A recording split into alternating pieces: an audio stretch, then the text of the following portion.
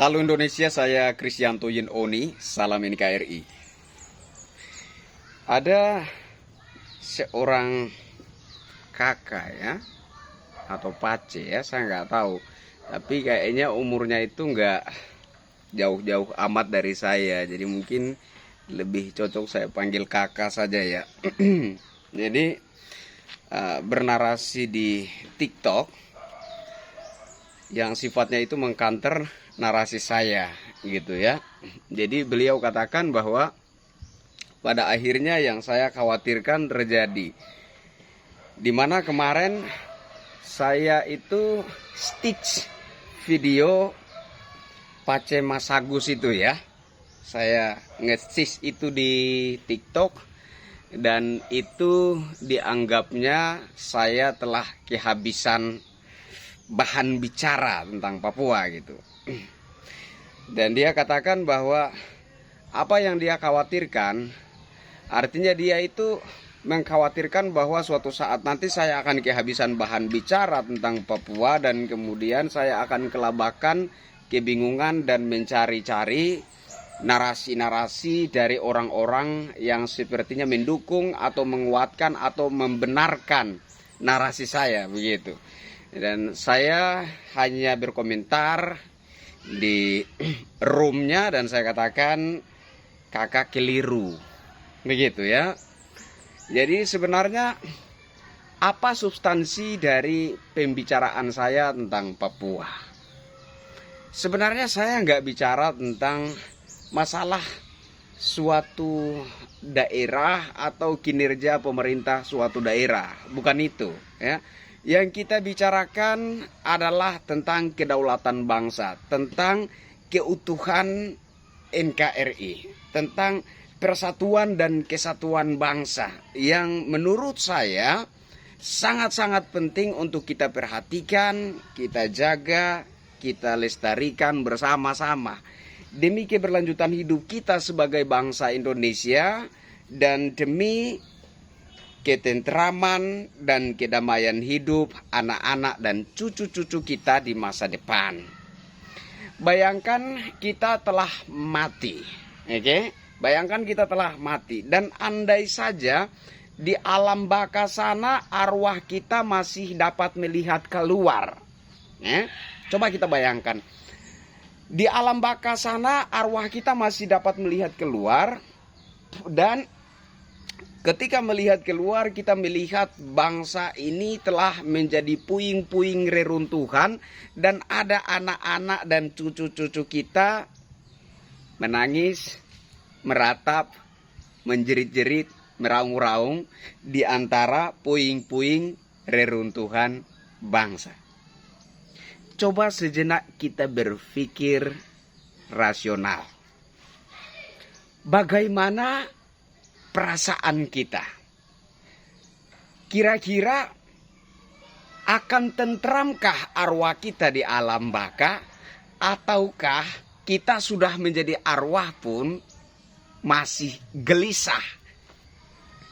Dan kita mulai menyesali, seandainya saya tidak bersikap seperti ini, seandainya saya tidak bersikukuh memegang prinsip yang salah, mungkin situasi ini tidak terjadi. Mungkin saat ini anak-anak dan cucu-cucu saya sedang hidup tentram dan damai sebagai satu bangsa yang bersatu.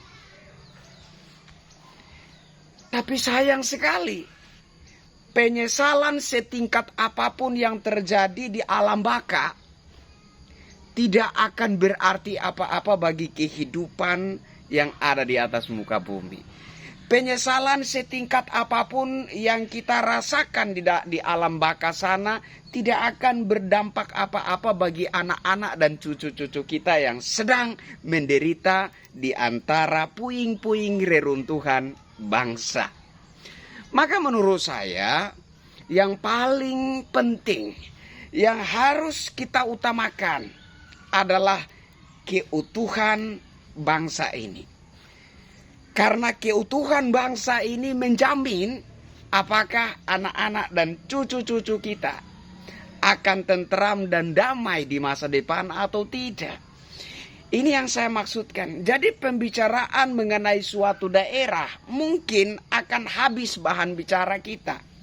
Pembicaraan mengenai suatu tempat, kinerja pemerintah suatu daerah mungkin bisa habis bahan bicaranya.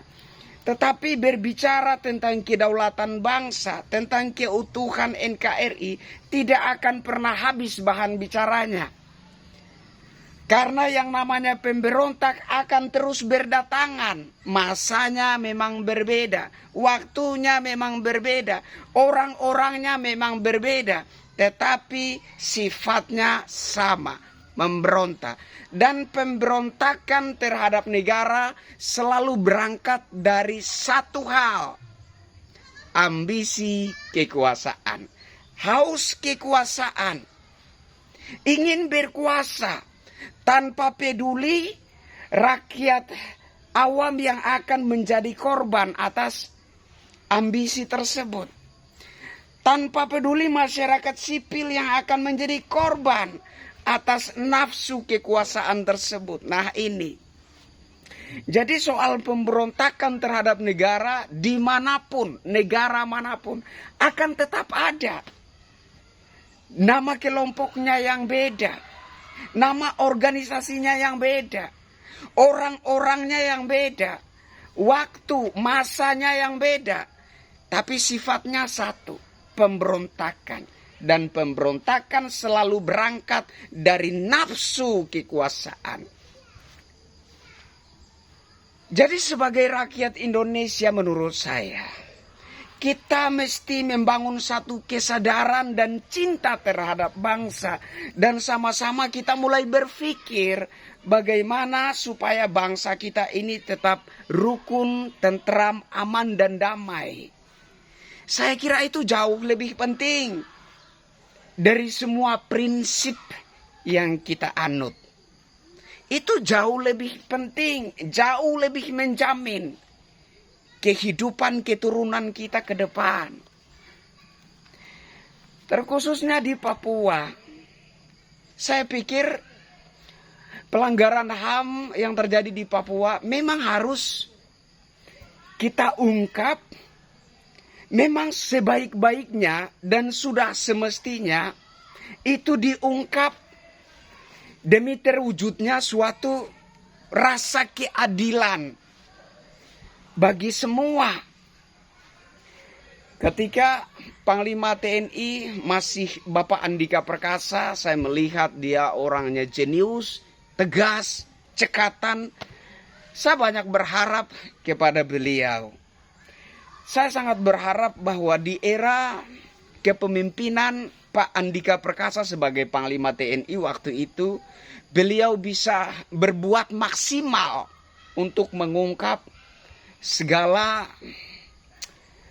kasus pelanggaran HAM yang terjadi di beberapa daerah, bukan hanya di Papua, melainkan juga di Aceh dan Maluku dan lain-lain, gitu ya. Intinya bahwa pelanggaran HAM itu ada, tidak bisa kita sangkali, tidak bisa kita pungkiri. Itu adalah suatu fakta sejarah, suatu kenyataan yang sudah pernah terjadi. Memang itu harus diungkap, memang itu harus ditindak agar supaya pihak-pihak yang terlibat di dalamnya, baik yang menjadi pelaku maupun yang menjadi korban, semuanya itu bisa mendapat perlakuan yang adil, mendapat perlakuan yang sama-sama secara manusiawi. Jangan ada pihak yang sepertinya lebih manusia dan pihak lain tidak manusia. Jadi intinya bahwa menurut saya apapun itu yang namanya pelanggaran HAM, kasus masa lalu atau yang saat ini, perlu sekali, penting sekali diungkap demi terwujudnya suatu rasa keadilan bagi semua.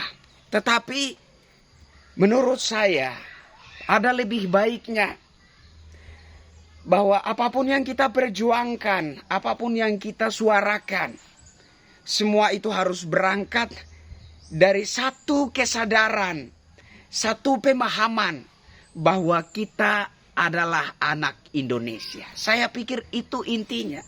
Dan ketika kita memperjuangkan sesuatu, berangkat dari kesadaran, berangkat dari pemahaman bahwa kita adalah anak Indonesia yang berhak mendapatkan rasa keadilan, maka saya pikir solusi itu akan mendekat kepada kita.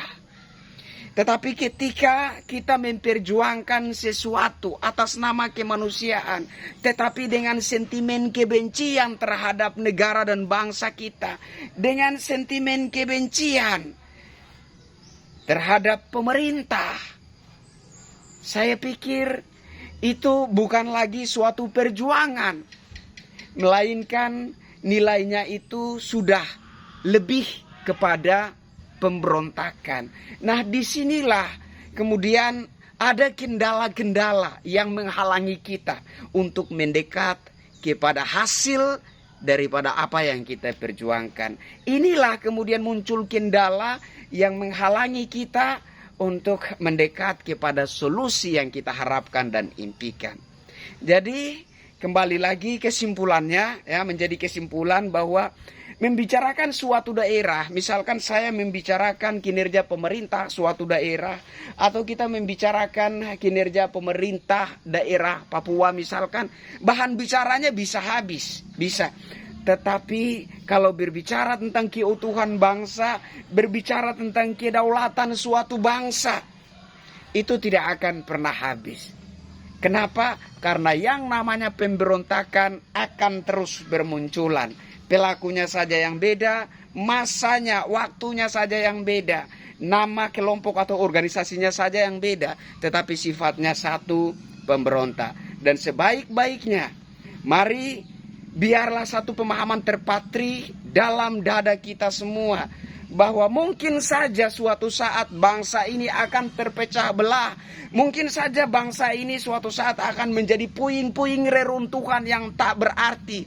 Tapi pastikan bahwa saya bukan pelakunya. Pastikan bahwa Anda bukan pelakunya. Pastikan bahwa apapun yang terjadi, kita tetap mencintai NKRI yang berbineka tunggal ika, dari Sabang sampai Merauke, Miangas sampai Pulau Rote. Berbeda suku, ras, agama, antar golongan, tetapi kita tetap satu. NKRI harga mati.